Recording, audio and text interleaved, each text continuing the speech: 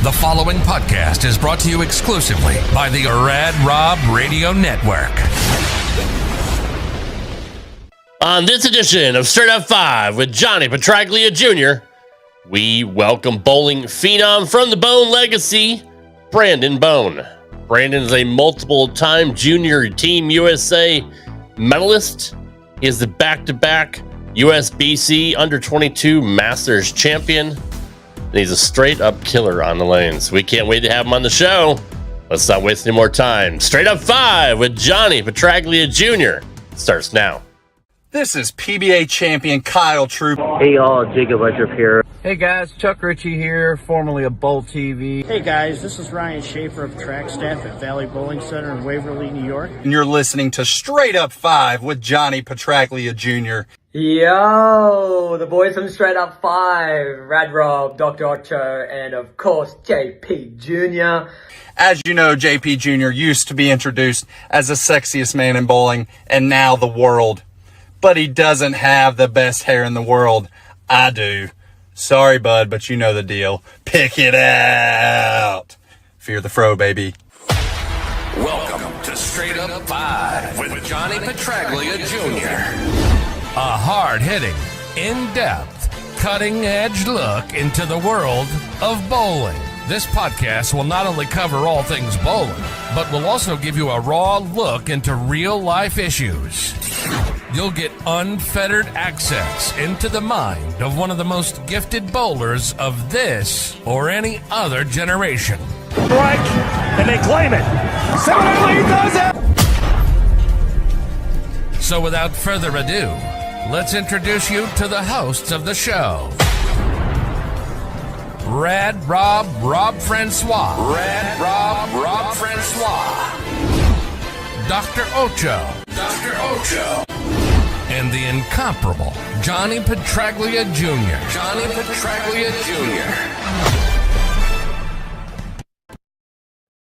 Hey guys, welcome back to Straight Up 5 with Johnny Petraglia Jr. I am your host, Rad Rob Francois. This is episode number 172. We have a very special guest. But before we bring in our hosts of the show, let's see who's in the chat here. We got DJ Ricky Smith in the house. I'm here. It's been a few beers. By the way, I'm making raspberry filled donuts as I type this. Good. Hopefully you didn't get any jelly on the keyboard while you're typing that. So let me know how that goes. Billy M is in the house. Our resident reporter and statistician, Nico Pujar, is in the chat. We got Dave P. Cow. What's going on, brother? We got John McCaslin's here. Glad to be here. We're glad to have you here, brother. We're glad to have everybody here. We love all of our chat, our crew, our friends, our family here. You guys are all family. Except for Sprone. Fuck him. But, see, I already dropped an F-bomb in the first 35 seconds of the show. Jules Stone, what's going on, Jules? Welcome to the show. I apologize for my rude language. Because Ocho's going to be here in a minute, so I just had to set the stage and set the tone for when he drops in and drops 15 F-bombs while he yells at me for being stupid and the worst host in the world. And you know how it goes. I see him shaking his head in the green room, virtually. He is the man with the golden mask. He is the resident doctor of Straight Up 5. He is the house hack from Howell Lanes. He is everybody's favorite Ocho. Dr. Ocho. What's going on, Och? This is all I'm saying. What you got? That's all you need to say, really. I mean, really, seriously. What haven't you said already? But this. Me a little bit of this. Nothing else needs to be said when you have peaks like that. Me a little bit of this. Give me the Heisman. No, I'm not. No. Yeah, What do you think of that? All right. What do you? Rob, what do I mean? I'm just saying. I just mean to say this. I apologize. It's wonderful.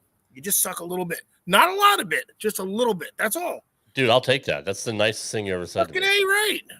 Fucking A. Sitting next to my fine masked friend, he is the host with the most. He is the one with the name on the marquee. Shit, he's here. His milkshakes bring everybody to the yard. The sexiest man in the world, Johnny Petraglia Jr. What up, JP? The best part Of waking up. Brandon goddamn Bohn. That's Am I right? He's a swearing one already. Do you believe this? I'm sorry. But the son of a legend, future legend, roll tape, bro. Fuck whoever the fuck just said that, Jewel Stone. Fuck that. Dr. Interrupto. We got to get shirts Fuck made that. with a little Fuck likeness that. on it. Fuck Dr. that. Interrupto. Alex, what's going on, brother? Our favorite driller from Modesto, California. This kid is He's a stone cold killer, bro. He's definition of class act. So roll tape, bro. I will. As soon as I say hey to Mr. Sheridan. Hello, Eric. Happy to see you here. The show won't load on YouTube. Is that what is that? Is he low? Is he joking or is that a? I don't know. I'm not on YouTube right now. I just read that. You know, I'm a reverend. I see 4 people on YouTube right now. So all right, there you I'm go. not sure what's up with that. He knows, and he goes. I appreciate that, Eric.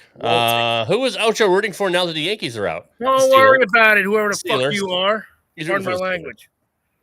He's a Steeler fan, so that's who he's rooting for. As always, whenever we have a first time, hello, Valerie. Good evening, Miss Shillor. Who the hell is Valerie? She's real quick. Yes, before John. you do that, legend son, and I'm used to this whole bullshit, but yeah, roll tape. All right. As always, with our first time guests, we have a highlight package of the young career of Brandon Bohn.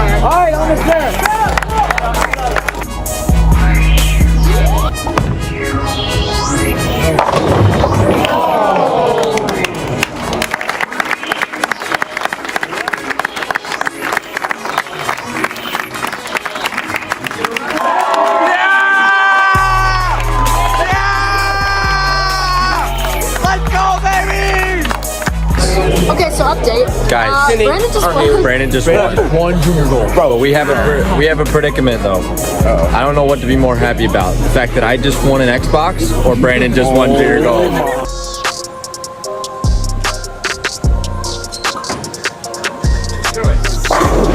That's it. And with that strike, we have a repeat champion. as he hugs his brother Justin, who just won the U20 a week ago on the same pair of lanes.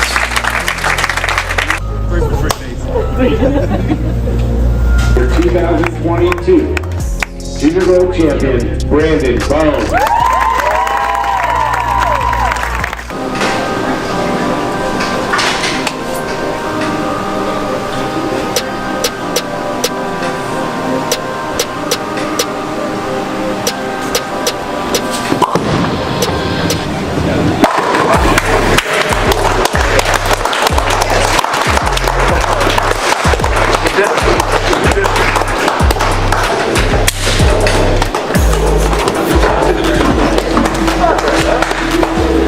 Did it.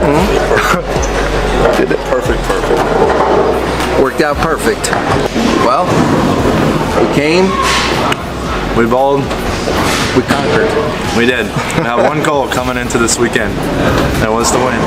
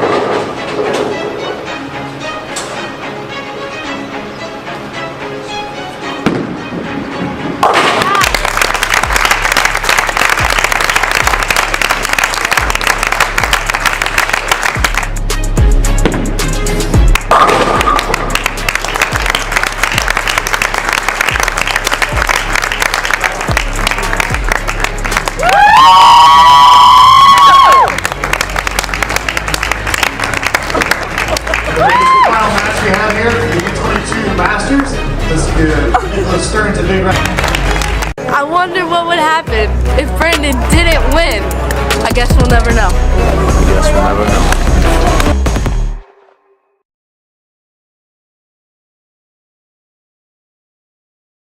For the dad. Ladies and gentlemen, please welcome the phenom, Brandon Bohn. Good evening, Brandon. Thanks for being here, brother. How's everything going? Doing well, man. We appreciate you being here. We know you're super busy. You're in school right now. You got a lot going on with school and the Bohn Legacy, but we appreciate it. Yeah, that was quite the intro. I never had like a reel made out of my accomplishments, but I will say, that was You know how to do things, man. Or he courtesy, does. the footage was obviously courtesy of your family's YouTube channel, the Bohn Legacy. We do appreciate the work that Justin does, but it's your first highlight package, brother, and I'm sure you're gonna have plenty more because you're still a young tyke. But we're so happy for your early success already, man. You're not even out of college yet, and you're already winning titles. So especially regional with your dad, which I want to start out with. That we've spoken to your dad about it, but I mean that had to be obviously the crowning achievement so far in your career, just personally, winning that doubles title with your dad. Yeah, I told him a few months before we even bowled.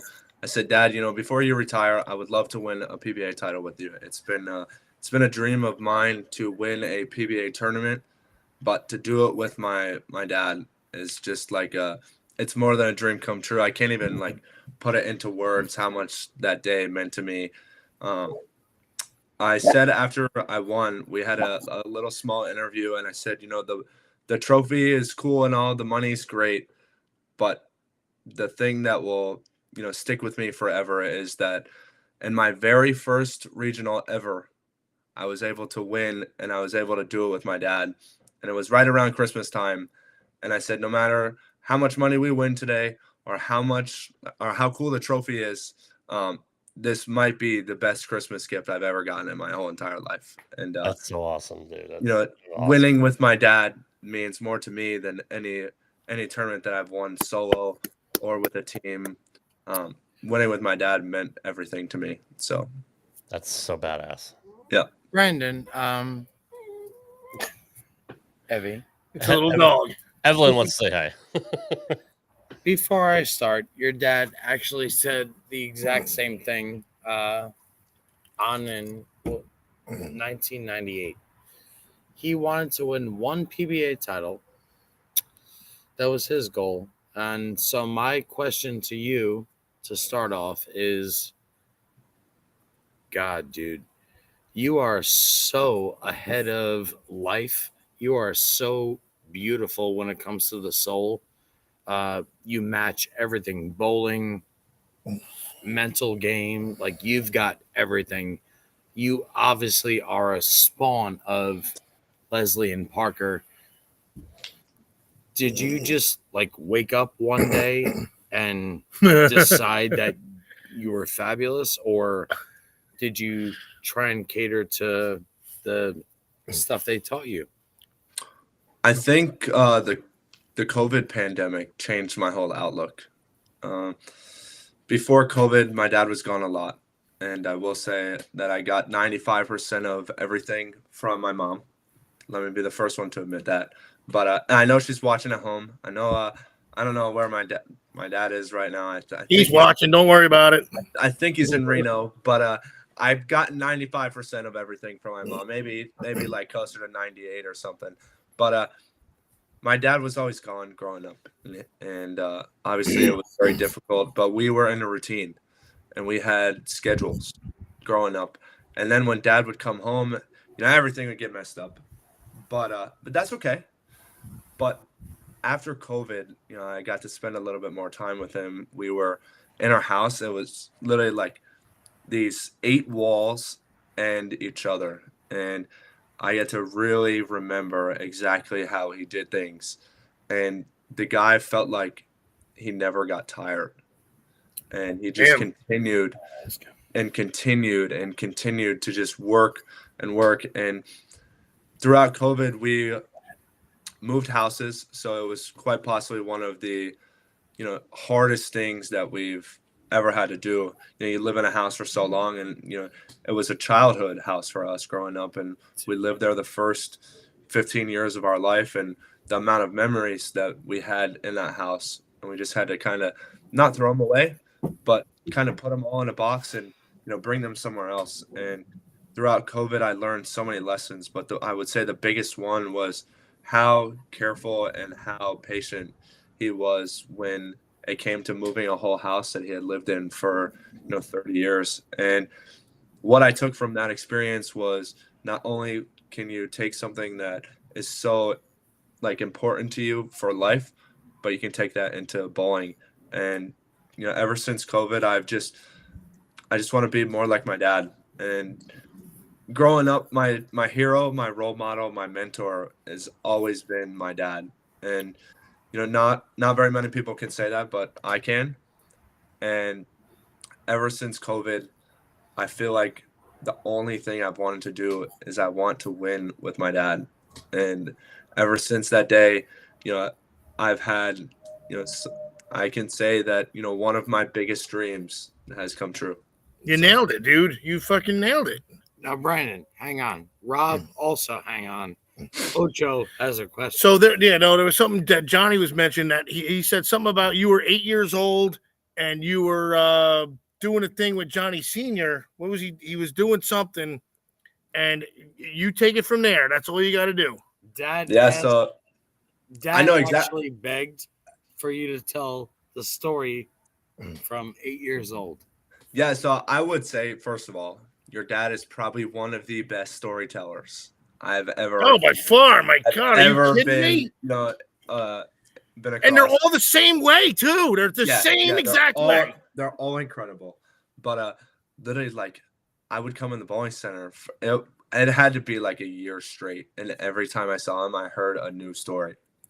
It was awesome. But back when I was 8 years old, my dad was out of town, probably in like some foreign country, and my mom, she was doing something, and I had a tournament, and it was at Howell, so not that far away. And I want to say my grandpa took me, and I asked Johnny on Friday night, because we both league on Friday nights, and I said, "Hey, Johnny, I got a tournament on Sunday. Do you think you could come down and help me out?" And he goes, yeah, sure. So he comes down, he helps me out, and there's a handicap and a scratch division. I think the handicap division is on the low end and the scratch division is on the high end. And so we get only 32 lanes too, so we're not really talking too big of a difference. Yeah, not a huge center. Yeah. And so I'm having some trouble with my tape, and I got my tape like all swirled up in my thumb hole. I got pieces down at the bottom, and like I didn't care, but I needed some tape in my ball, and I asked Johnny for help with my tape, and he's fixing out my thumb hole, and some kid all the way at the other center, like the other side of the center, takes a picture and posts it on the internet, and basically says, you know, that this kid's got a Hall of Fame father, he's got a mother that would do anything for him, and now he has another Hall of Famer and one of the greatest of all time helping him out with his thumb hole. And he writes along the lines of like, you know, you'd think maybe when he's done, he would come down and help me. And he proceeded to write F no. And so then he walks into league the next night, and it was something like somebody told him that he was like a pro. I don't even know the word he used, but it was super like speak how you need to. By the way, just FYI, it was like super like the Antichrist. I'm pretty sure. Oh my God! The guy called him the Antichrist. Yeah, And so he walked in and he goes, "Here's the Antichrist," and he showed, Johnny the Facebook post, and he was like, "Wow, like this is what the world's come to." And yeah, it was just because I asked Johnny to come down and help me, fix some tape in my ball and to help me out, line me up, get me all, back to where I needed to be. And this kid had the audacity to post on the internet. And wow. Yeah. So meanwhile, it's something Johnny Sr. would do for a lot of. He would do for a freaking Trump snatcher For like anybody. me, like, Yeah, you do for anybody. But just because of who you are, just because of who you know, and just because of who your family is, that's the stuff. So you learn at an early age, how people can be jealous and how people can be rude and hateful, which is unfortunate. Johnny Jr. has had the same thing his whole life as well. I mean, he's just, it's unfortunate. But did it work though? Like he asked, did it work? Did it work? Yeah, I think it did. I think I Good. Fuck that guy. Sorry about the language. Yeah, he can kiss some ass. Get pissed off sometimes. I get pissed off. That's fine. It's fine. Don't worry about me. Nobody knows who I am. Dave Wolven wants to know. Rad Rob. Well, hold on. What's crazy is. Yeah. Okay, we'll get to that. I wish I approached it the way he does. Oh, sure. I was banging water fountains, doing all that garbage. I'm trying everything in my willpower to not swear. Yeah. Sure. Well, I've certainly had my moments. I did have a moment where my dad told me, if you ever do that again, I'm never helping you again. So I all right, there you go. That's dude. That's enough. So now let's go from there, because thank you for that story. I know Dad's laughing in Jackson. So let's move forward. My question: when did you know how good you were? And respectfully, don't be ashamed. Like, talk about it. Don't be humble. I saw you brag. When you were 8, 10, 12, 15. When did you know you were better than everybody else, and why? Great question. First of all, great question. I thought so too. I think so. Yeah, it hasn't been too long recently. I've had some ups. I've definitely had some downs, but I will say it's been more recent than you would think. I would say it was probably after my third junior gold title, so 22. So just really about 3 years ago. Yeah, I realized that no matter how much time you spend at something, it will eventually come back to you. And I just wanted to continue to just work at something that I've really tried so hard to make everything count. And the bowling center was the only place that I really felt like no matter how much time and effort I put in, I could always get something out of it. And it was good. So you get a trophy and some scholarship money at the end. If it's bad, still learn. So no matter how good or how bad you bowl, you're always going to take something away from the bowling center. And it was probably after I won in 22, my third junior gold, that I realized, like, I could be something if I spent a little bit more time and really like focused in on tuning my craft. B, Rad Rob, I know you have something, but not gonna lie, that's probably the best answer ever. Yeah, it's up there. It's up there. That's for sure. That's for sure. I mean, Parker, if you go back to, I think it was 1998, they did an interview, 98, and Parker says, my only goal on tour was to win one PBA title, just one. And we talk about that all the time, whether it's Mondays at Howell or when he drives to mom and dad's house while I'm sitting there and takes care of my soul. I can't even keep going right now. Dude, let's go back to mom, because mom and I have also the same relationship as me and dad. For you, Brandon, she showed up in Youngstown, Ohio with her jewelry, and she took care of me 15 years ago the same way she took care of you and the entire family. And It is such a beautiful thing to me as a Petraglia to sit here talking to you and listen to you, and I'm like moderately crying right now about it. He's not moderately. He's going for it. He's such a beautiful soul. So is his entire family. Brandon, I have another question. Are you pissed that I have to change subjects? I'm sorry. Brandon, why'd you finish 6th in the nightmare doubles with Nate Garcia? Go somewhere else. Give me one. Poor Nate. You're gonna make me cry. But I'm doing the whole laugh thing too. By the way, just to give the heads up, Thanks, just to try and I gotta do my thing. Go ahead, Brandon. As most of you know, me and Nate, we bowled in Memphis, Tennessee this past weekend. We bowled at PBA Nightmare Doubles, and it was 8 games on Saturday, 3 different squads, and you could re-enter if you chose. We chose not to re-enter. After our first squad, we qualified second off of our squad, but then it was 5 games Sunday morning, cut to the top 8 for 8 games around robin match play with 30 bonus pins to the winner of each game, and then it was total pins, so 21 game total.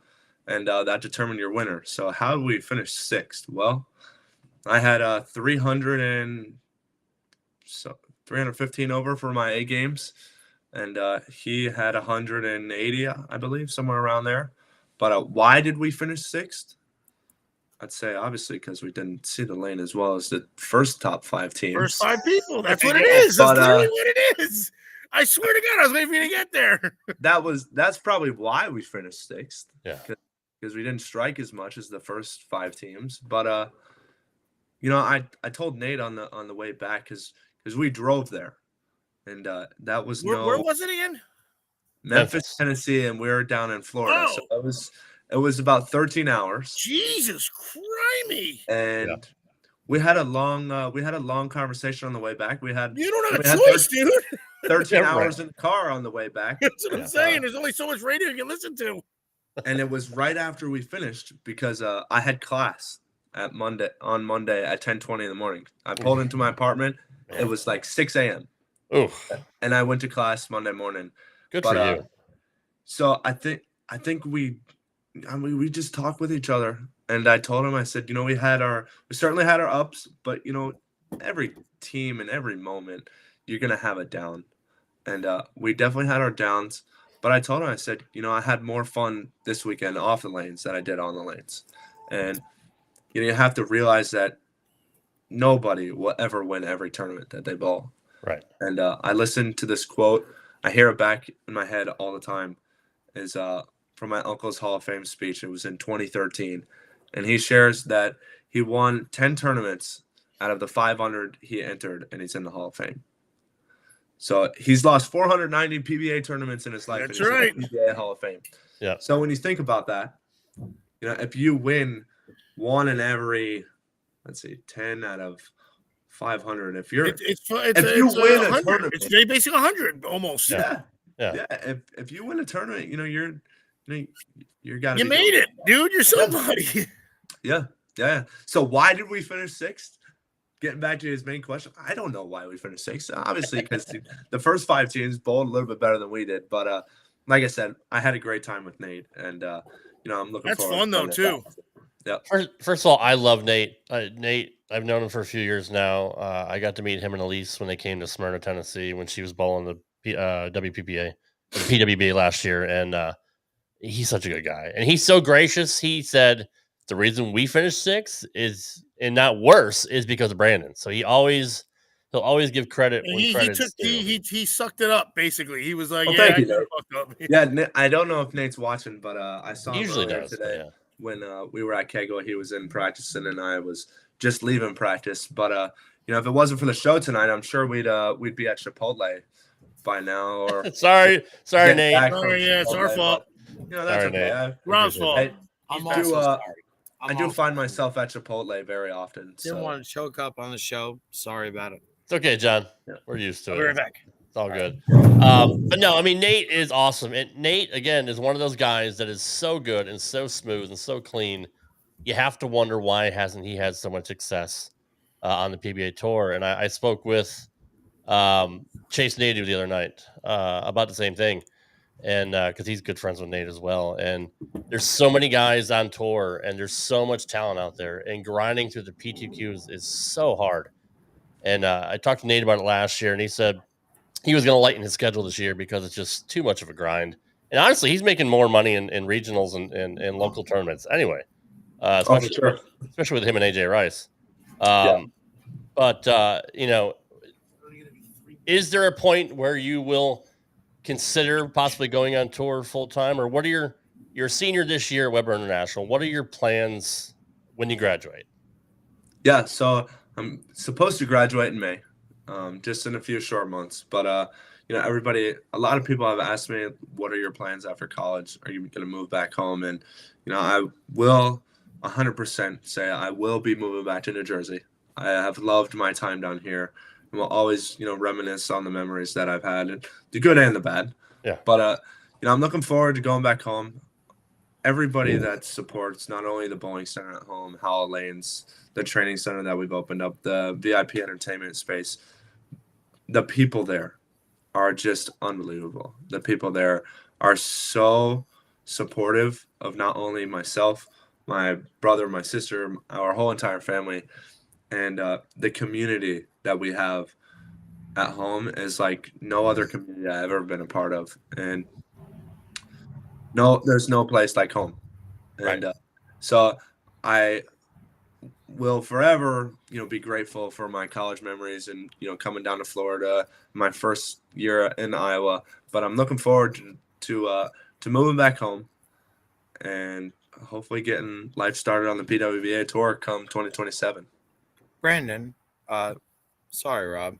Go ahead. Brandon, my entire journey in bowling started with Dad's 394. I was turning 10 years old. Obviously, for you, in my eyes, the greatest ever. What was your first bowling show, or like first inkling of, oh my God, my dad's the best? Like, do you have that one moment?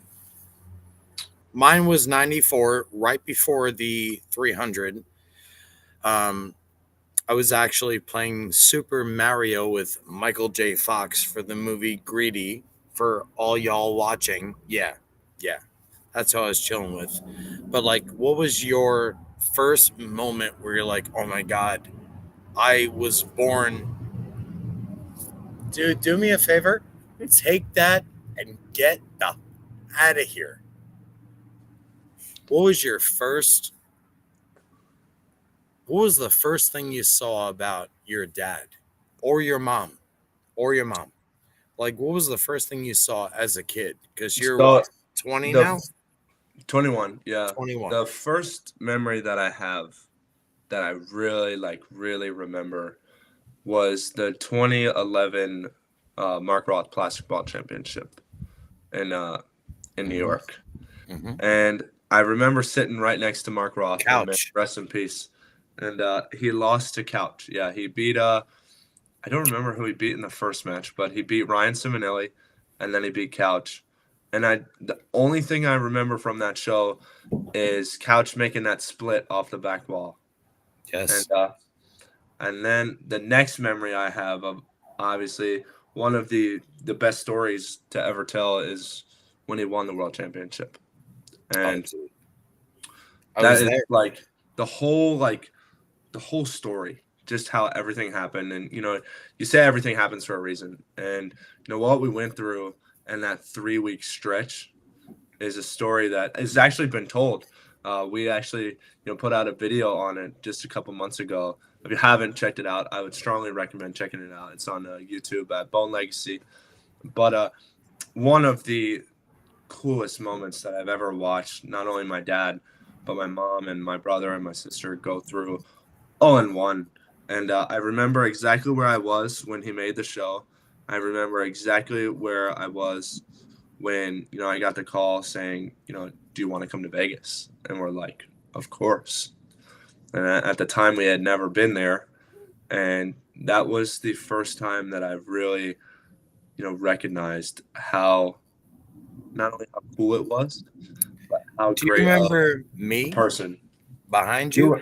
You were right behind us. Yeah. Yep. I remember the last time you came over to our house before you left for Vegas. And that was at our old house. And I remember it. And then, you were out in Vegas over at Red Rock, I think. And and he was right behind us when Dad won, and that was probably one of like I said, one of the biggest realization moments for me, to realize that not only he's a great bowler, and he can come through when it matters, but amongst everything that happened at home, he went out there.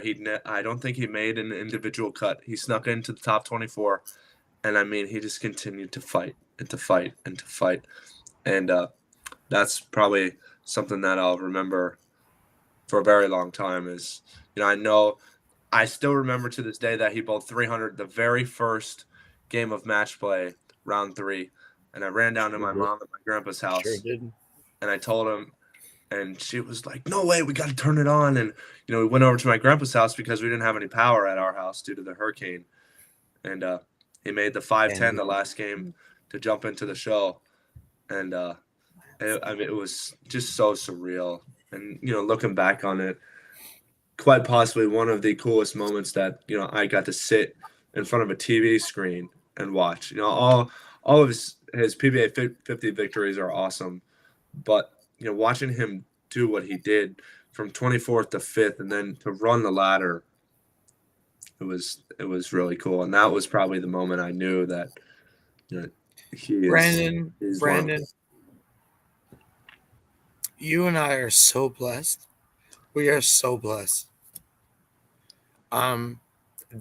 That week that I was behind you, when you're all wearing the Bohn jerseys, all that good stuff, your dad was throwing a mean streak. Remember that ball? Yep. I drilled one because of your dad. And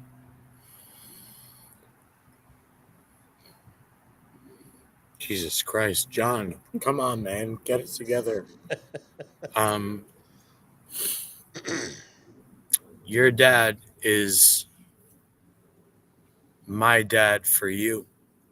He's just perfect. So is your mom. I remember that day like it was yesterday. So does Evelyn. But she's so cute. Jesus Christ. All right. Good time. On that note, Brandon, my next question. What's with the wrist, and how good is that? Is that natural that it goes this way, or like how many people try and talk garbage to you about your game being lefty, like that's a good all question. that good stuff, but like obviously maintain the same repertoire that your dad has. So how do you approach bowling knowing how fabulous you are? Because we all know it. Like, what do you do? Yeah, so like the flick up at the top, like, I'll be honest, I don't know how it gets there. I know it sounds cliche. I wish I had a better answer for you, but I've tried to like let it feel like it's not flicking up, and every time I do that, it just somehow magically gets to that spot.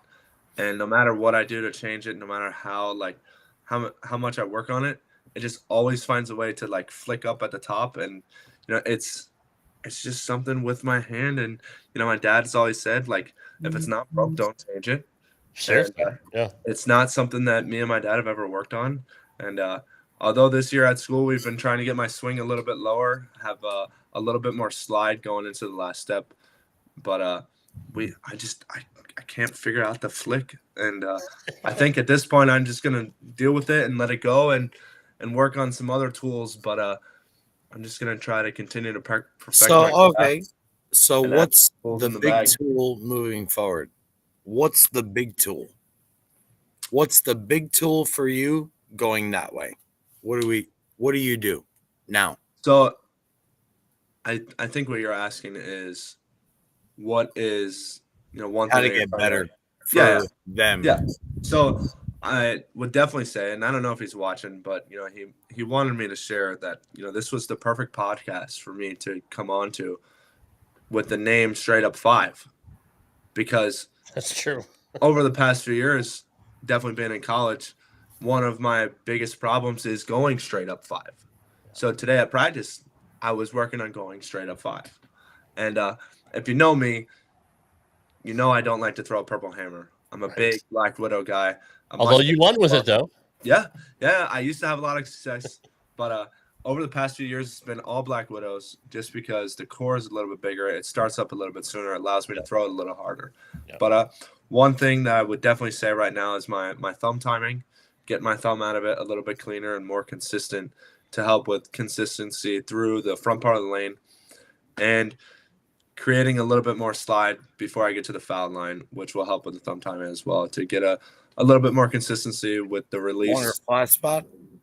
Yeah, a longer flat spot. So, we're trying to get me to start the slide a little bit further from the back of the approach, like the Makes sense before the foul line, to extend the last step, and that will help with the. I mean, you're so long and you're so tall, and he has such a wingspan too. It's like, does that mess you up? Like, does it feel weird having to do that? Because obviously you've been throwing it pretty much the same, for a long time now. So yeah, so definitely when I first started, it's kind of like anything you do in life. You adapt it or you change it.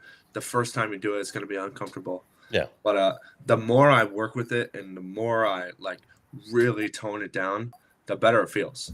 That's good. So Brandon, what's your comfort zone? Where is home? Feet, bowling ball, where is home for all the novice bowlers or league bowlers like me? Where is home? I would definitely say where's the first place you put your feet, and the first place, tell us. So the first ball out of my bag is going to be, if I'm bowling on a house shot, it's going to be the Violent Collision. It's a ball that came out about 2 years ago now. Say it again. The DBA Violent Collision. Hands down one of my favorite balls Violent Collision of all time. And if you know me, you know that is a ball that I bring almost everywhere. But I'm probably starting out 25 with my feet and just giving it the free wheel. Not doing too many special things. Just kind of let my hand take it to just anywhere down the lane to the left and just have it kind of curve right into the 1-2. But I'm not trying to overthrow it. I'm not trying to throw it super slow. I'm just trying to do my normal thing, just move a little bit to the right and just kind of have an open hand. And where that's, the most comfort for me is probably getting a little bit further to the right and opening up, having the hold when I miss right and the hook when I miss to the left, obviously. What makes that ball different than the rest for you? I just think the way I see it with my eye. I'm a big field player. So if I can't figure out how the color rotates with my eye, if that makes sense, if it doesn't match up, the color has a lot to do with it. Yeah. But I like how it, I don't know, I like how it spins. There's nothing wrong with that. I like how I like how the color spins. And, he said it, not me. He's right. The color and just the pores have always matched up to my eye, and that ball has just been really well for me. And the whole collision line, it's quite possibly my favorite line that I've ever. All right, so hang on. VC, you like the colors? The color. Do you see the pink or the silver going this way? What do you see that you like? I don't know. I guess it's how fast it spins. It's moving in the perfect direction. People want to hear this. Yeah, it's moving in the perfect direction, and it feels like it's my get out of jail ball. If that so off your hand. No, makes sense. Whether you're arm hurts, your wrist hurts, you can't get out of it. It looks at the pins the way you want to see it, right? I've never heard anybody say that. I talk about this all the time with novice, pros, doesn't matter.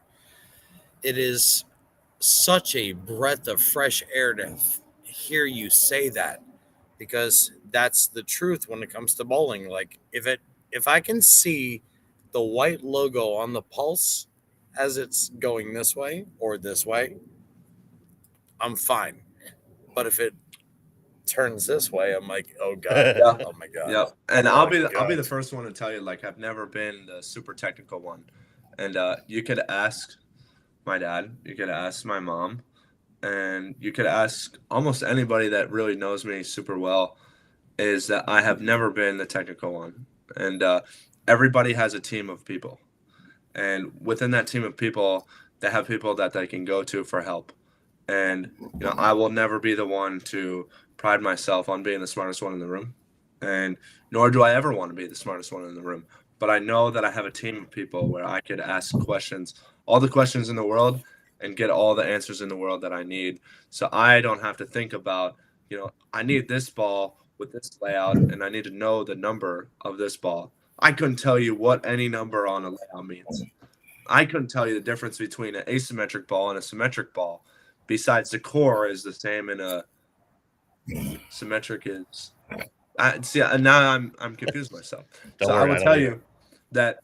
Now you're speaking my language. Yeah, I will tell you that there's not a whole lot going on up there, but I'll tell you that I have a very solid team that helps me, you know, get to the finish line, and I couldn't be where I am without, you know, my team and the people that support me.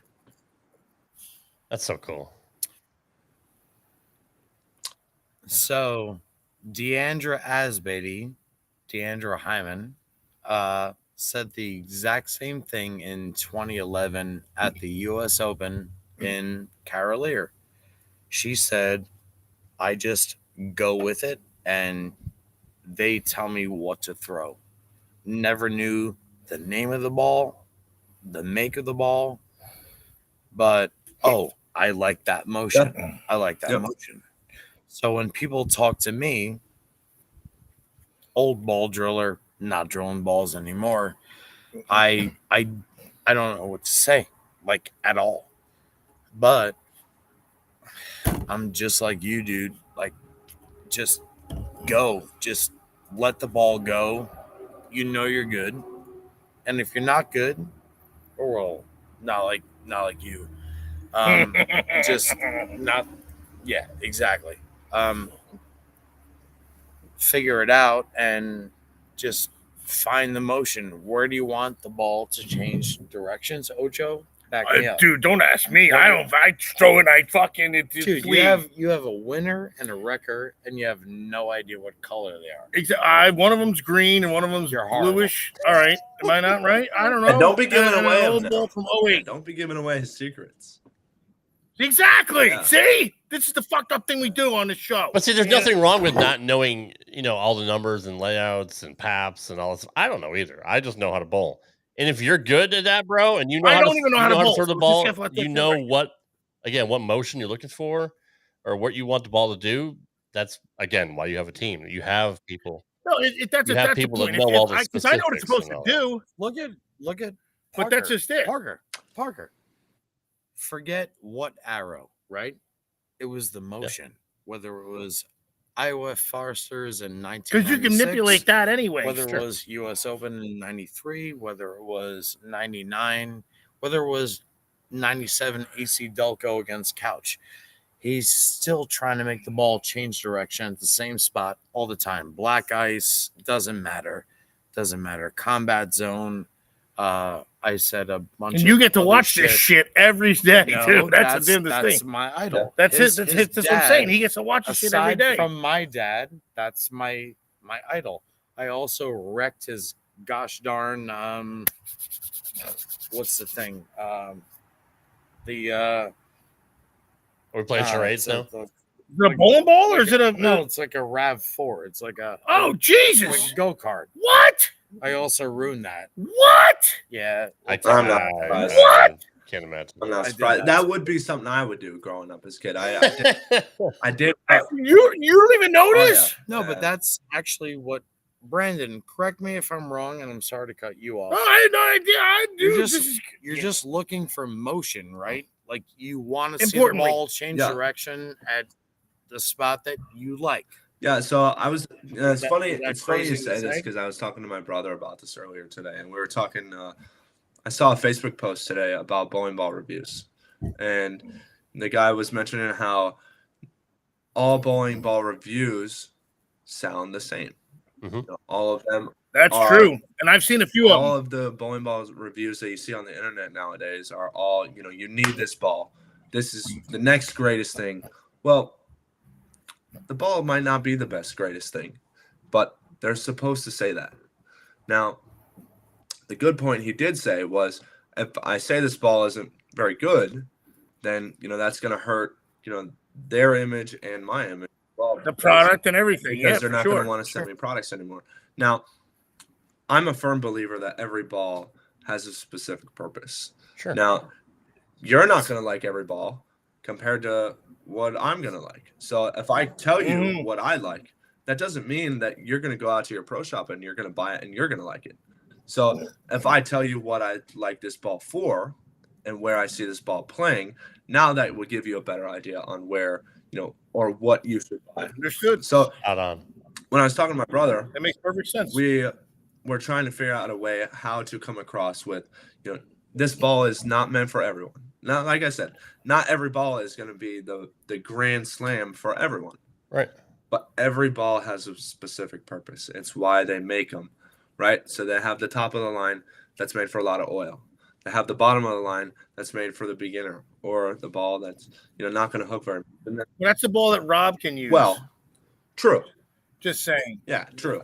But, like I said, every ball is made for a specific purpose, and not every ball is made for everyone. But Rob kind of gives me that T-zone Rhino vibe.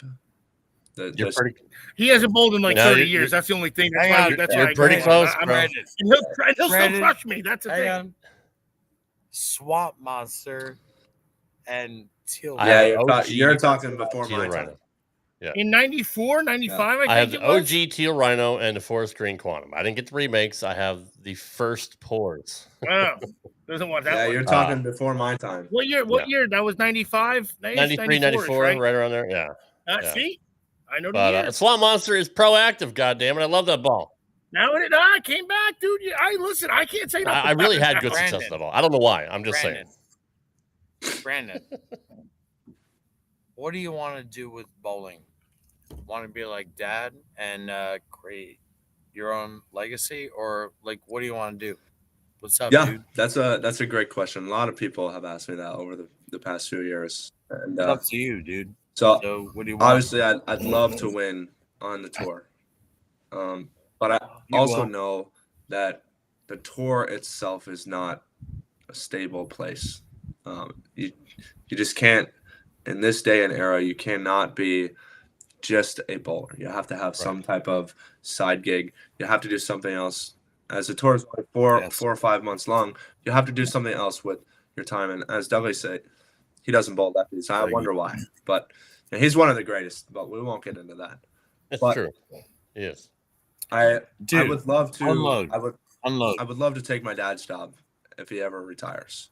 And No shit. he's Good a for him. product specialist for Brunswick, but he's not in the office where he just kind of goes wherever they ask him to go. And not only can His presence not only can he speaks bowl volume. all the tournaments he wants. The company has been having his back for the past 35-40 years, and when I finally put the shoes up, that's kind of what I want to be. Is I want to be someone who's always stuck with one company, and I want to be with a company that I know I have their back and they will always have mine. And ever since I came out of the womb, I feel like Brunswick has been a family for me. And I would love to be a product specialist when my dad retires, and I'd love to take his job. And I've always said that. I feel like it's fun, but it's engaging. You engage with customers. You engage with. That's what it is. Exactly. You sell what you want to sell, and so you sell what you know needs to be sold, and that's what I want to do, and I feel like and that's easy. It's not hard to do either. I don't want to say it's not hard to do, but it's already what you want to do. So you're already in the position of like, listen, I'm going to sell you this. I won't sell you this part because I don't like it. I'm not even going to bother with it. So that's the thing that's so easy for you, is what I was saying. John, that's the sexiest answer I think anybody's ever had on the show. The best part about his answer is the commitment to the game and the legacy that his dad created, as well as my father. I mean, Dad and Parker met in 83. Parker goes on tour in 86 and wants to win one title. And we have the absolute luxury. They're all right here. They're literally right down the road. I'm jealous. We get to do this together. And this young man, respectfully, is the definition of class. That's legit all I got. I'm a fucking fuck up. I said it twice. This man, his entire family, I cannot wait to cheer for you when you're 30 years old instead of 8 years old. Brandon, you are just the definition of awesome, dude. That's all I got, dude. Thank you. Thank you. I get it all from my mom. Yeah. I was gonna. It's funny you say that. Ask Leslie. Look. It's all right. It's I'm funny gonna say this on television. Oh shit! Ask Leslie. Me and my ex-wife had a one bedroom. Your mom showed up. She had a jewelry party at the banquet center in Youngstown, Ohio. She slept on our couch. I said, Les, is this okay? Like, do you want us to get you a hotel? She said, no, this is fine. Your mom's been a superhero since I was 20. True story. And so is your dad. I call her same my way your super mom mom. does. You guys are, your entire family is just the definition of what life is about. That's all I got for you, B. That's all I got, man. Well, thank you. You're gonna start making me cry here soon, but good. You should. I'm already crying. Yeah, Good on this show, Brandon. like I said, my mom is she's my super mom. Ask her about it. I'll talk to you about it on Monday at Howell at League when Dad's bringing pictures of water and Mom's running the shit and I'm bowling like 580. Yeah, we all have those nights. Yeah. Bring me a ball, will you please? Yeah, we all have. 580 is average.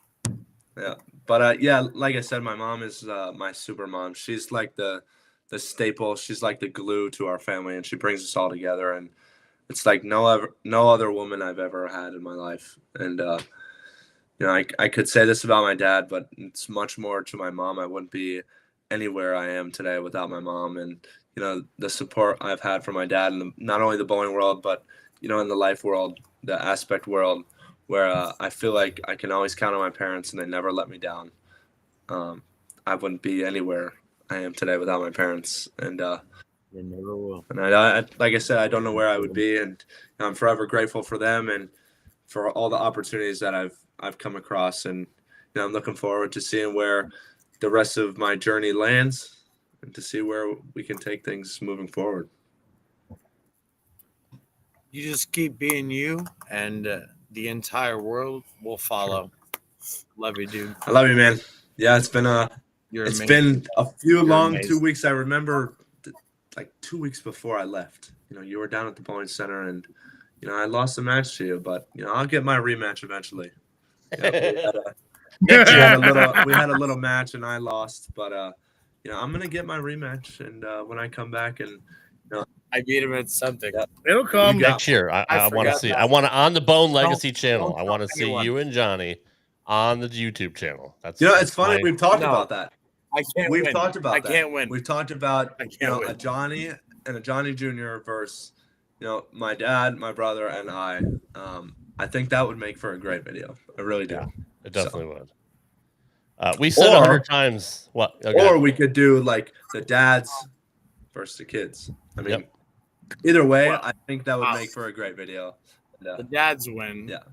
So I got to beat you and Justin and Sid. Well, I got this shit. Let's go. If it's at Howell, I wouldn't bowl Ocho because Ocho is like lights out. He's like 223 this year. I mean, he's killing it. Well, maybe Ocho could be like a special commentator. I'm the ref. Exactly, I'm he's only the the ref. ref. That's Yeah. it. That's it. I'll just be like, you're fired. You're not good. You're going. That's it. Brandon, That's all I got. we've said it ad nauseum on this show. Your family is just the coolest. Whether it's your parents, you, Justin, Sydney. We haven't even talked about Sydney tonight and how good she is. She is a spitfire. And your dad said, like, whenever she goes out and says she's going to do something, she does it. Yeah, she has like a fire and a drive that I don't know. I don't even know how to explain it, but right, it's ridiculous. She, like, when she puts her mind to something, like if you get in the way, that's on you. But like she has this Dude, that's flipping drive the page, man. That's literally flipping the Yeah, page. she has this drive. Like when she, like I said, when she puts her mind to it, it's go, go, go. And I said this a couple months ago. I said if she just practiced a little bit more than just like the week before, she could be unbelievably good. And she is very talented. Don't get me wrong. And she actually just texted us earlier today. She's in, I believe, Ohio for her first tournament. Oh, nice. Year. And she's coming down here next weekend to Orlando. So I'm looking forward to seeing her in action for year number 2 at Vanderbilt. But like I said, when she puts her mind to something, there ain't nobody stopping her. And she just continues to do her thing. And I don't know how much she'll bowl after college. Unfortunately, we will all never know that until we get to that point. But that's true. Like I said, That's she true. has this drive that not enough people realize. And obviously, they see me and Justin and what we can bring to the table and stuff, and when we bowl tournaments. But she doesn't bowl outside tournaments. She only bowls college. But I mean, when she puts her mind to something, she's unbelievable. She's the wild card. She's a great cook. Let me tell you, she is a great cook. If I lived with my sister the whole year around, I could probably be 300 pounds. An unbelievable cook. I would eat I would eat everything. Yeah. Well, she goes to school not far from where I am. She's in Nashville. So nice. Your dad came down here last year to when he was moving her into college, which he does every year, which is your dad's amazing. Yeah. But we know stopped who the favorite child is. Yes, absolutely. But he stopped and had lunch with me, and we talked for a couple hours, and it was like we've known each other our whole lives. Like that's just how your dad is. He's salt of the earth. He's a man's man. He's your next door neighbor, and he said the exact same things about Sydney. Like it's amazing how much more she could do if she just put her mind to it, right, and just decided I'm going to be a bowler. And he said that whenever she does something, she's good at it, and it's almost like she's low key got the most talent in the whole family, but just doesn't have the drive yet, or hasn't figured out exactly if she what wants she's to pick doing. it out, she can. But she I don't know if I would go that far, but you've got a great point. Sibling rivalry, that's fine. You've got a great point. Like I said, she's a great cook, but she may be at the bottom of the list when it comes to cleaning up. Okay, all right. Ooh, shots fired. You gotta give and take a little. That's it. But I've told her, Good. I said, Sydney, I like that. Sydney, if you cook, I'll be more than happy to clean. So what a good brother.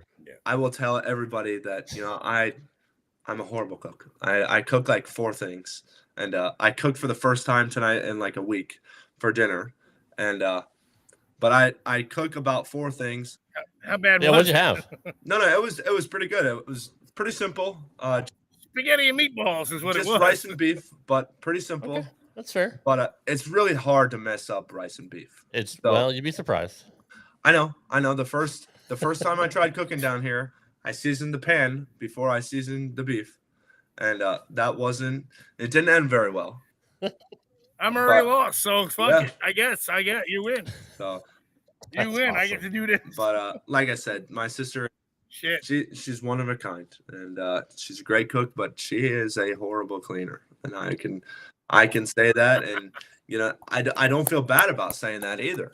It's okay, because I'm going to clip it and I'm going to post it on social. This is not exactly it. I was just going to say that. We're going to actually snipe it. It's going to be on Reels tomorrow. Yeah. Now, your brother obviously is super, super talented. Again, with almost everybody in the Bohn family is talented no matter what they do. Like, it's amazing how. One's right-handed, one's your genes are your parents' genes are just stupid good. Like, we should clone. She's right-handed. We should clone the entire family, but. Obviously, your brother decided to kind of focus more on his YouTube channel, and he's doing a fantastic job. All of you guys are, but his vision for that channel, from where it started to where it is now, it's ridiculous. Like his production value is. I'm jealous. I'm a video guy. I wish I had his talent. Have you talked to him about what he wants to do? Obviously, being your older brother, people expected him to kind of go on tour, but it seems like almost. I don't want to say the video. Or the channel's taking the back seat to bowling, but where does he kind of stand on what he wants to do? Have you had discussions with him about that? I have, but I don't ever think I got a clear picture on what exactly he wants to do. I know I've had this conversation. We've all had the conversation what do you want to do after college? But I think because he's super talented bowling as well. I mean, yeah, for sure. But you have to sit down and have a realization point eventually, and. His big thing is that he loves making videos. And I think there is a point that he loves to bowl as well. But he realized how much video making, how much he enjoyed it. And so I think after college, he really wants to, tone in and make videos and to educate, the world just on everything that bowling has to offer. And, we want to touch an audience that's outside the bowling world as well. So coming up with ideas and generating the content to really put together to show that it's more than just bowling. It's more than just, something that we enjoy doing and that we have success in, that we can, really wrap our life around, the sport of 10 pins. And am I going to say that he wants to go out on tour? I'm not going to say that he does or he doesn't want to. Will he dabble? I'm sure he will dabble. Will he spend a little bit more time on his YouTube channel or our family's YouTube channel now that he rebranded it? I'm sure. But for my family besides Justin, I don't know. I don't know how Justin looks at it, but definitely for me, it will always be Justin's YouTube channel, and that he just kind of changed the name, and because I don't know anything about being behind the camera. Right. I barely even know how to hold the camera. So he just bought me a tripod that I can use to help me nice. with the camera. But did I freeze? No, you're good here. But yeah, so I think he just wants to. He might dabble on tour, but I think his big thing is going to be the YouTube channel. Yeah. And if that's what it is, that's cool. I mean, if that's his thing. I mean, I always say, do what you love. And obviously your dad and your mom never put pressure on you guys to be, bowlers. I'm just assuming you guys just fell in love with the sport when you were young anyway. But I like the fact that maybe he doesn't want to be a pro. And I don't know. Well, I'm definitely going to have him on the show as well to kind of pick his brain. But that's the other thing, though. They say that now, and then all it takes is 5 tournaments, and they're like, right, yeah. Maybe. Yeah. That's I'm just going to bowl the U.S. Open and see what happens. Than there is on then tour. he wins the U.S. Open. So, yeah, I mean, no, yeah, true. You never know. Who knows? Yeah. But it's definitely a conversation that we should get into because I should know the answer. Right. But yeah, I never really got a clear answer on, hey man, when you get out of college, what are your plans? Right. So I'm sure that we will all move back home. We are one very close family. I will say that, we enjoy each other's company, but, we do get in each other's way, but right. I guess that's No, but you guys do the same thing though too. That's the thing. That's what's awesome about it. It's like that's what brings everybody together. That's true. And now with the training That's so center cool. at home, we have so many opportunities to go from there. Exactly. And I feel love like that you guys are doing that. I feel like it can encompass everybody. Right. Sydney is a outstanding party hostess, I will say, and she's quite possibly. And I don't mean to, make my sister, sound like she's up here, but she is so quick-minded, but she still is a horrible cleaner. And my mom, like I mentioned earlier, she's like, and me and Justin, we work the front desk, and Dad gives lessons. And not only do we work the front desk, but we can, give lessons as well when needed, and Mom can as well. But I feel like Mom has every role, every job there she could do. And over the summer, I got to do my school internship with my mom at the bowling center. Cool. I got to work not only in the bowling center, but I got to learn everything that they do at the bowling center, her and Tom. And that was probably one of the coolest, few week-long experiences that I got to really dive into. And I knew how everything worked. And so I can go in there and basically do not everything that she does, but pretty close. And I can tell you it's going to be a step below her because she does everything like it's her last job. And that's so cool. And she does everything exactly how she wants to do it. And right. There's only one place to learn from then, man. That's the other thing too. I just love how much your family are ambassadors for the game and how much everybody loves bowling. I mean, I'm a career 210 average. Ocho's, about 220. We know how good Johnny is, but I grew up in a bowling alley. My mom worked at Bradley Bowl in Windsor Locks, Connecticut before it got changed to an entertainment center, which blows my mind. That was a regular tour stop. But so, I mean, I've been around the lanes my whole life. No matter how much I bowled, I never got to that next level, and it's so frustrating. But I think if I picked it up again, knowing what I know now, I think, and with the house shots, I could probably average 220 like Ocho, with a modicum of talent. But no, I love the fact that your family's so involved, and we really need to make a petition. Like, we should change Howell lanes to Bohn lanes. Like, why has that not happened yet? Like, seriously. I mean, I would be cool with it. That right. It should be. It's got a good ring to it. Yeah, it's got a good ring to it. But yeah, I think in everything that you do, you're gonna reach a point where you're gonna fail, and then if you don't want to fail anymore, you just kind of give up. But that's pretty much what I did. How we look at it is, the more you fail, it just continues to add the amount of practice, the amount of time you spend here, the amount of time you spend there to really dive in and figure out what you're doing wrong. And one of our greatest tools, me and Justin, and I guess Sydney as well, but one of our greatest tools, and I guess that everybody has access to it now, is our Father. Yeah. And no matter what type of funk we're in, what type, of failure we've come across, he always has a way to get us out of that.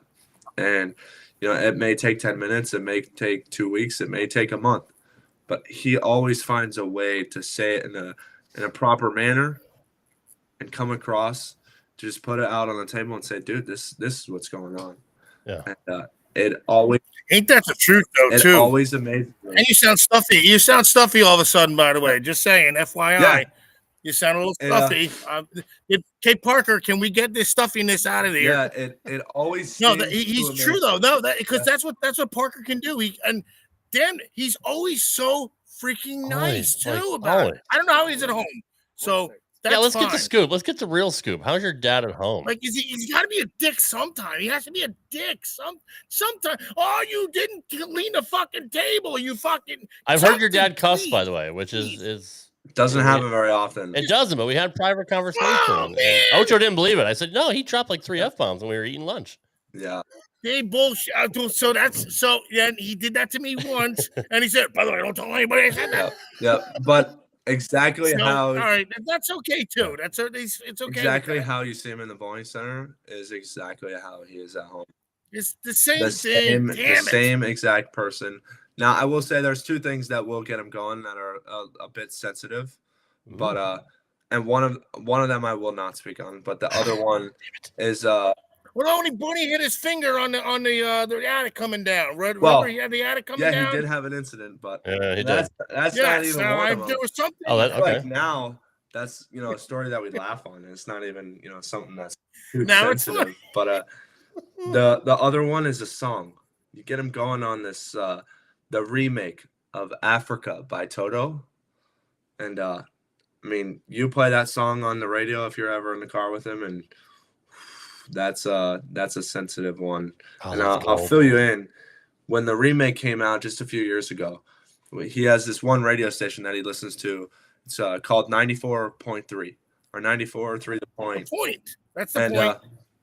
We used to listen to it all the time. Every Friday night, we'd turn it on at 5:20. They had this this question. You call in, and you could be the smartest person at the Jersey Shore. And the guy's name was Matt Ryan. He was awesome. And you call in, you answer the question, and you win a prize. And we would always look forward to it. Every Friday night, we'd be on our way to league, and we'd call. And, we'd pull in the Bowling Center parking lot. Oh, we can't go in yet because, we just got through and we just answered the question. But it was literally like every weekday, Monday through Friday at 5:20. But every Friday, we were all in the car with each other. But, when this song came out again, Africa by Toto, it was like every time we went in the car, the song was playing. And it played like every fourth song for like 4 or 5 times in the span of an hour. Mm-hmm. And he says, if this song comes on again, I'm calling the radio station to tell them to stop playing the song. So it came on again, and we changed radio stations. The very next song it came on, and it wasn't even 94.3 The Point, and he called them and told them to stop playing the song. So that is a very touchy one. If you want to get them going on a song, that is definitely a sensitive song choice. But like I said, the other one I won't even mention it. But that's another sensitive topic. So he's got a few, but like I said, exactly how he is on the camera, behind the camera, in front of people, at the bowling center, away from the bowling center, he is the exact same person at home.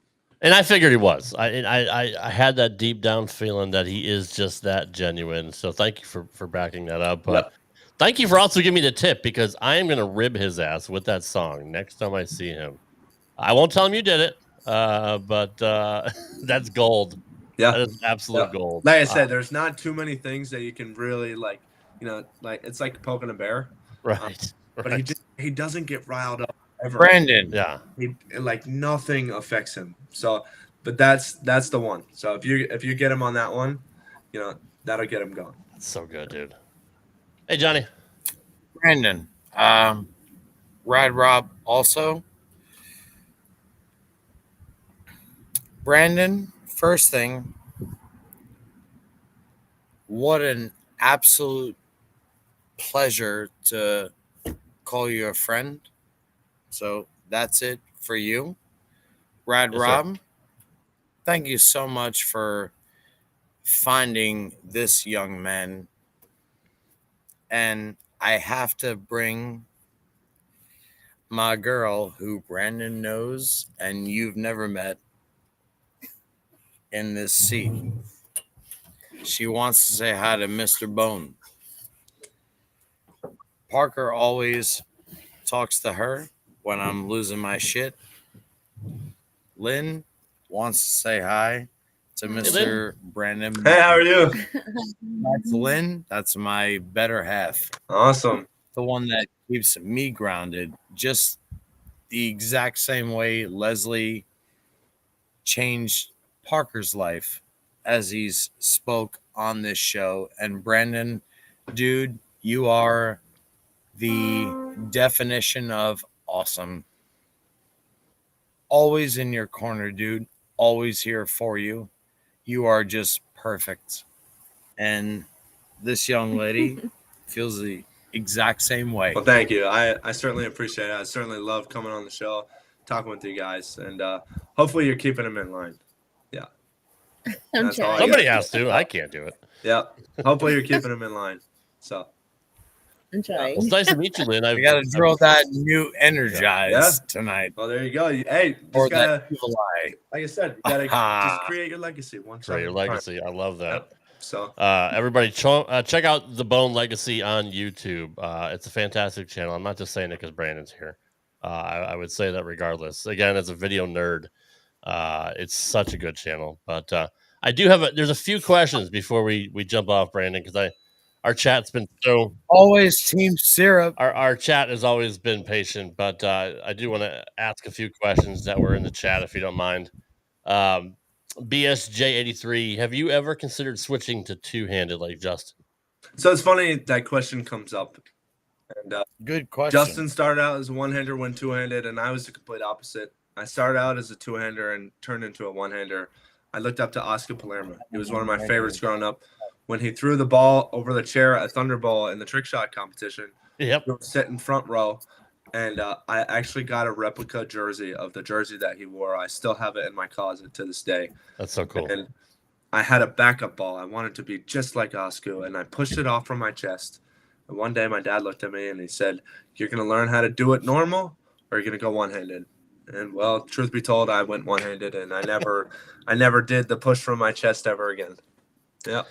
Well, thank God you did. And I'm not saying you would have been a bad two-hander, but if you're so good as a one-hander, sometimes it's funny. We all experiment, right? We all try different things, but I think one-handed is definitely your gig.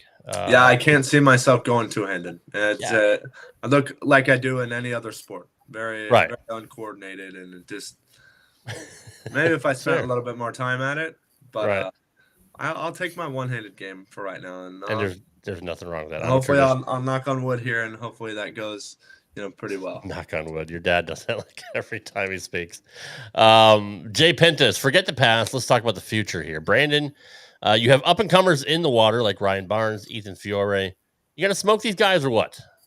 Well, I hope to smoke everybody in my way. Hell yeah. But, I actually love this guy, so this is a legit question. But I will say that me and Ryan, we actually bowled together this weekend in the doubles. And I saw that. We crossed with each other, and we had a blast. I've always gotten along with Ryan really well. And me and Fiore are actually bowling a doubles tournament down here next weekend. So I think the competitiveness will always be there no matter who it is. Yeah. But the drive and the passion that we have for the sport, that we just want to grow the sport as a whole.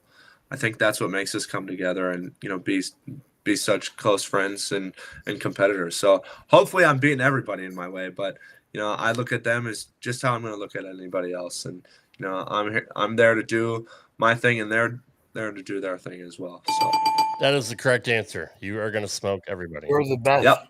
You are so beautiful in every capacity. You are fabulous, just like Dad. But you have the brain. Certainly try. I missed the boat. So for this next you question, have it, and just gonna chase you your entire life and always be there for you, dude. You're amazing. You're amazing. Well, thank you. I got Alex Bermudez, our favorite driller from Modesto, California. Modesto, Let's go. What are your pitches? Thumb fingers? Have any adjustments been made season to season as needed? Great question. Very great. You're not into technical stuff, but I mean, can you kind of spitball that? Nope, I can't. Okay. I don't even know.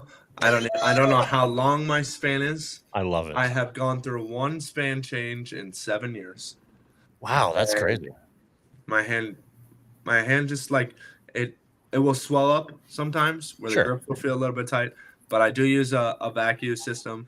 I do use vice grips. I do use a slug, and that's about all I know. I went a little bit more reverse in my fingers last year, but I couldn't tell you what the pitch is. I couldn't tell you if I couldn't tell you anything about my ball. That's why I let my guys at Buddy's Pro Shop do all the handling. They're awesome. Chris is like another father figure to me. Yeah. But if you need anything ball wise, that's where I go, and I recommend that place to anybody on the earth. We love Buddy's Pro Shop. Yeah. And that's such a great answer because there's nothing wrong with just saying, you know what, I am just good at throwing the ball. Like I am good at bowling. I'm good at figuring out shots. I'm good at figuring out the fresh and the burn and all that. Like you don't have to know the specifics. You don't have to know Nope, the technique. I don't know, and I'm gonna be honest. Not until I need to learn to drill my own balls. I don't think I'll ever. I don't want to know. It's just another. It's just something else to get in your head. You don't need to worry about, right? Just bowl. Another thing that you can think about while you're bowling, like, oh, this pitch is a little wrong, like. But if you don't know, you can't think about it. So I don't know, and it's not something that I really have ever wanted to know. That's fine. Yeah. I do know how to work out my own thumb, but it doesn't feel the same quite yet from ball to ball. But I know that every ball I've gotten drilled at Buddy's Pro Shop has felt the same, and I mean that's literally why every time I need a ball, I call him up. Oh, he that's ships so it cool. right to me. That is so cool, dude. Yeah. Justin DiBianca, sibling rivalry question. 10th frame, need to strike out. Are you taking Justin or Sydney? Ooh. That's a great question. And you can hurt feelings. It's fine. We don't care. I'm gonna. Oh. We know Sydney can't clean. We've already established that. Yeah, I think I'm gonna take Justin on this one. Yeah, I think I'm gonna take Justin on this one. I think that Justin has a few more tricks, but that's fair. He's older. I get it. Although Sydney she's escalating in a good way. I'm gonna take Justin on this one. Yep. Who? I did my own question. Who are people more afraid of? Justin or Sydney? I think Sydney, to be honest. I would definitely be way more afraid of Sydney. Like I said, Sydney has that firepower to where when she puts her mind to something, like if you get in her way, she'll eviscerate you. Yes. Yeah. Where I don't think Justin would do that. But he's too nice. Yeah, he's too nice. Yeah. I can see Sydney being the wild card. You never know what you're gonna get. Like a sneaky wild card. Yeah, because she's super smart and cunning too. So yeah. That's a good question. I kind of figured that, but I had to ask anyway. Let me see if I got anything else. I think that's all we got for tonight. Dude, super appreciate you coming on, man. Like, again, we're not just blowing smoke up your ass. Like, you are super good. And again, I don't even think you know how good you are, and you haven't reached your full potential yet, which is crazy. And we love your family. Like, literally, we feel like we're part of your family. Like, just you guys are. We are. Rob isn't yet, but he's getting close. I'm getting there. Hold on. Look at this. You're getting there. That's what I'm saying. You got to get a workout love between me. There it is. Oh, shit. Yeah. He's like, how do I get out of this car right now? I think he's going to eat me. I don't know if I should be afraid or or vice versa. I'm just saying. He gave me an hour. It was kind of. He gave me an hour after lunch of just doing an interview in my car, and it was literally. No offense to my family. It was like, Jesus, Rob, are you crazy? One of the highlights of my life. Like literally one of the coolest hours I've ever spent with anybody. And I watched him on TV growing up as a kid. I'm a lefty myself. He's always been one of my idols. Him and Leto were my two idols growing up. But just the fact, and thank God I've had the pleasure to speak with Leto as well. I love this show so much. But your dad is just so gracious, dude. And it's your mom too. Your mom's absolutely fantastic, and just we can't say nothing. We can't say enough good things about you guys. And I really appreciate you being as busy as you are, taking your time out to speak with us tonight. Well, thank you. I certainly appreciate it. I always love coming on the show. I always tune in when I can to the straight up 5, even though I can't play straight up 5 right now. But I'm not yet. But yeah, I knew I had to throw that in there. But yeah, like I said, I appreciate you guys having me on. If I can just take a minute to shout out the people that support me the most. Yes, sir. Brunswick, Deviate, couldn't be anywhere without y'all. But if you're liking this hoodie, create your legacy. Available at BohnLegacy.com. Throw it up again. Get it way up there. Get it way up there. Legacy, BohnLegacy.com. There it is. Create your legacy. That's our signature line, and we love the support that everybody brings to not only me, our family, our channel. And we couldn't be anywhere without you guys, and everybody that supports us and follows us and continues to watch. Like I said, we couldn't be anywhere without you. And to the fans and everybody watching right now, thank you. And And one more thank you. Thank you to my parents who make everything possible. I couldn't, Mom and Dad, I couldn't be anywhere without you guys. And, I love you guys so much. And, Johnny, I know you're somewhere behind that screen over there on that camera. But definitely right here. It's always good seeing you, boss. Definitely And, right here. Heard it. I know when I get back, we'll have our rematch. Yes. I want to see you just have your young, Brandon, sweet lady take care of you. Thank you so much for being the best guest ever. And I have nothing but love for you and your entire family. Love you. Thank you. For the young lady, please take care of my man. I need to get my get back. I got to. You have to. You will.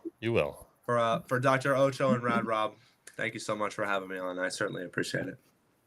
Can't say it any better than that, guys. Appreciate everyone's support tonight. Thanks for tuning in to Straight Up 5 with Johnny Petraglia Jr. Good night, everybody.